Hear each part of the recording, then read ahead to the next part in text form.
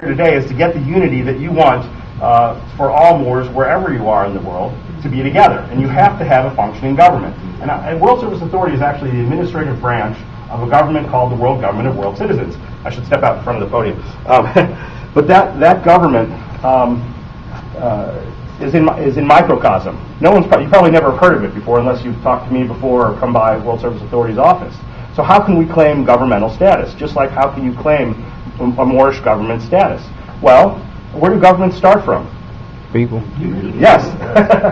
Yes, the people. It's us, the people. We the people. In fact, almost every national constitution states that it's we the people who are the sovereigns. Obviously, we're the ones who create government. And so, in fact, in the Declaration of Independence, as you're well aware, it says governments are created among, well, it says men, but it should say people, or humans, by the consent of the government, in order to help us to promote our rights to life, liberty, and pursuit of happiness. But should that government no longer fulfill those ends, we have the right to create new government. Well, so the organization where I work, and I can tell you a little bit about Gary Davis, the founder, in a little bit, but is trying to create that new government. And like I said, right now it's just in microcosm. Just like you could say your Moorish national government is in microcosm. But that's okay. I mean, I remember watching a show on PBS a couple years ago where they talked about the U.S. Treasury having 8 people in it. 8 people in the U.S. Treasury. This was in the 1800s.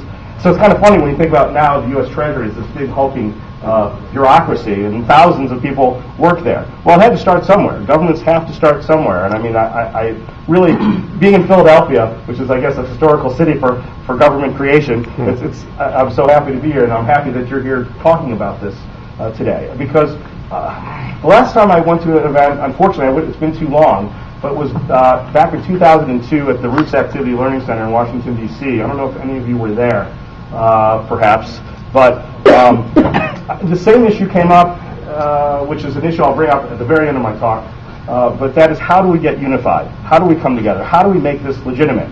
And one thing that really impressed me that Dr. Pleasant Bay said was that Gary Davis is always telling me this, and maybe this isn't a great phrase to use, but he says, David, we have to be cleaner than Caesar's wife. I mean, that is meaning that we have to be pure in our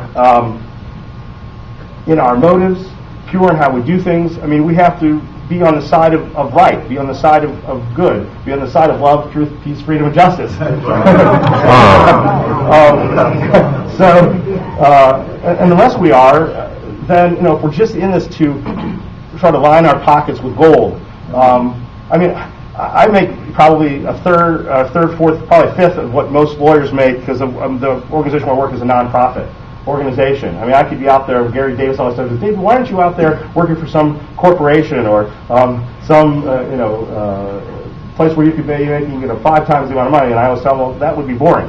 Because what I do is really interesting, and I do have some interesting stories, which I could tell you. Maybe I won't tell you in this part of the conversation, but maybe afterwards, this afternoon or something else. But my experiences in our office.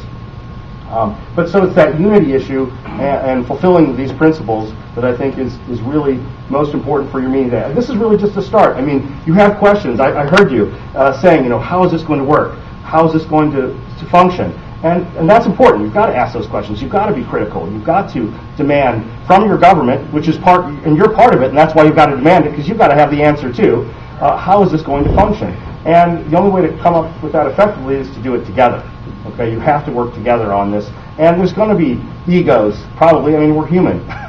It's hard to get away from having that ego or having that feeling that you might know a little bit more than somebody else and want to sort of lord that over somebody else. Well, I mean, it's hard to get away from it, but we need to try to, so that we can come together and that you can have the kind of, well, certainly peace and freedom out of that, as well as love, truth, and justice that you want.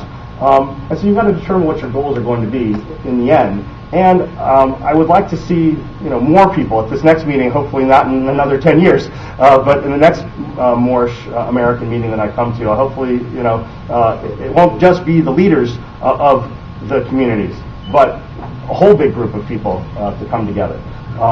And so I'm glad you're working towards this, because like I said, in that meeting in 2002, I think people were there just mostly to learn, not to take the knowledge and really move forward. I think this meeting is a start for everyone to really move forward and make this government function. That's right. And you have the right to do it. That's just, you have to realize that. And I tell people every day when I'm talking to people on the phone, when they're trying to use the documents that we've issued to them, that you have to know that you are right. And if an official tells you that you're wrong, you know that they're just trying to trick you or trying to violate your rights. That you are, as long as you're not harming somebody, you are always in the right. As long as you're just simply trying to exercise your rights, you're in the right. Well, anyway, let me move off of that a little bit. And you can see I've got on the screen here, but I've also got actual globes. I like to do this. We have interns, legal interns, who work in our office at World Service Authority. And one of the first questions I ask them is, which is real? Anyone want to venture a guess? Both of them. Both of them? Okay. Yes? Yes? I see the one without all the writing on it. Okay. Yeah. Okay. Neither one of them. Neither one of them. Exactly. That's right. You're right. You're all right. You are all right. That's what's really funny. Is all those answers are correct. They're both real. They're both real because, well, this is what is seen from outer space.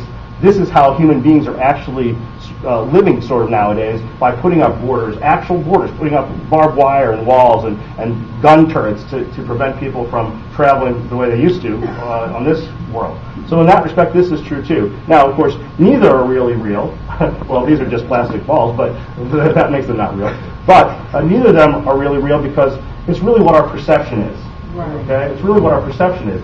And what my job is at World Service Authority is to get across that we want to have a perception of our world, one that's going to bring us as close as we can to those tenets, to those principles. Because, and is it this world? I mean, I would say that it's not this world. I would say that this is the world that's going to bring us closest to those tenets. So anyway, drop the props. So I guess I want to talk about the principles a little bit and move us move along here. One absolute value, one world, one humankind.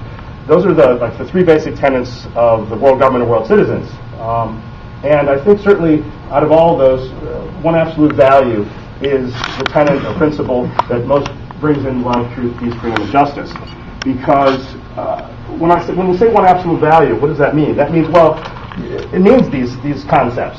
In fact, you can't have love unless you also have truth, peace, freedom, and justice. You can't have truth without love, peace, freedom, and justice. All of them rely upon each other. And in a sense, if you could say LTPFJ is the one absolute value, if you could somehow create that into one word, that would sort of be the absolute value. Now, for some other people, absolute value might mean Allah, it might mean something else, but we call it one absolute value so that you can, in a sense, use your own sovereign idea in your own life to figure out what that is for you, but also to understand that probably links up to the rest of humanity. Because most of people in humanity, if you ask them what peace is, most people will come up with very similar definitions of something like harmony or living together or not having to worry or being even fed and clothed and housed and educated. These are some basic tenets that most everybody would come up to think of that.